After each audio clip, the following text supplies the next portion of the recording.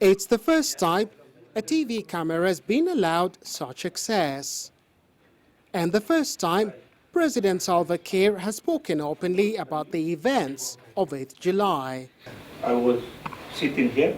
Yes, sir.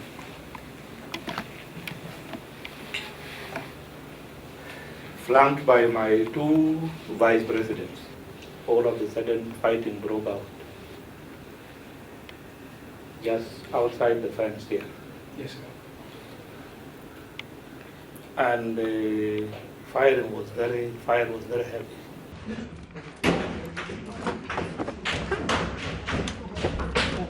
This is what the world saw at that moment. Journalists who'd been summoned to a press conference hiding beneath their chairs as the fighting between Kiir's forces and those of his vice president, Riek Machar, raged outside.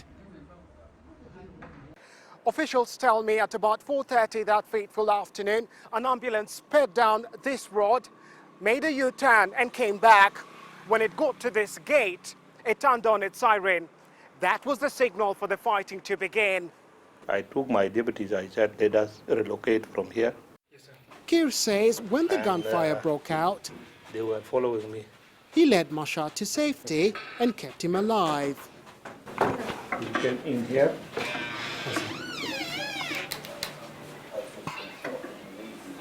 He was carrying his pistol.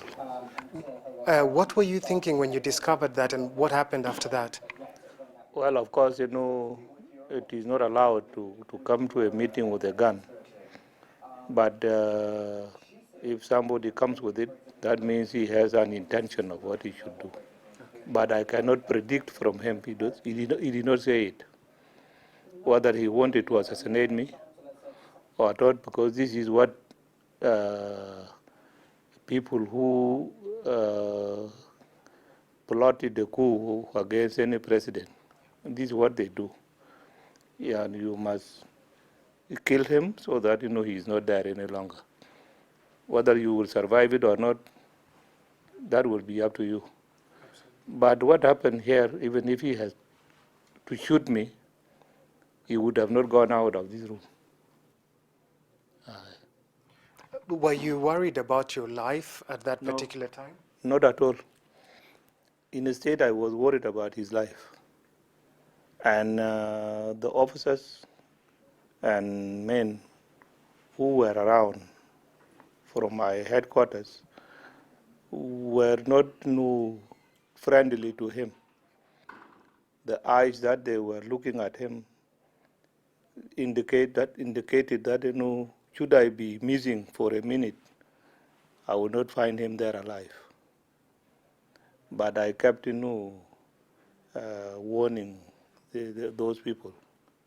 Once I see their faces, I will just with my finger warn them, because that was not the way we were going. I called Machar to join me, and I held his hand. The fighting died down after half an hour or so. Kiir says he led Machar outside. I ordered my car to be brought. When my car was here, I was just covering Dr. Riek with my body. Okay. Or you were shielding him now? Yes, I became his shield. Vice President Wani was behind him. Okay. So we brought him. I was the one who opened the door of the car. And all of us shield him. Should anybody angry release a bullet, that bullet should fall on us first. And that may mean saving, protecting Machar. After he has gone in here, this one, we bid him farewell. I told him, now, go safely. It was my forces that were protecting him. And I told him that if you reach home, you let me know that you have reached safely, which he did.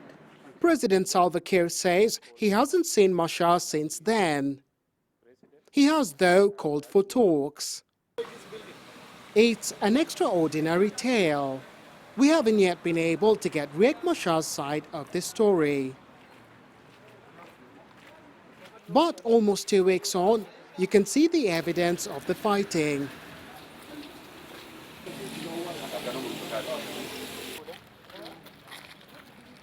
Visible on just about every building here in the presidential compound. Cartridge cases still litter the grounds, and there's still blood on the walls. A vicious battle, and one the president says his arch-rival was lucky to survive. Robert Magilla, CCTV, Juba, South Sudan.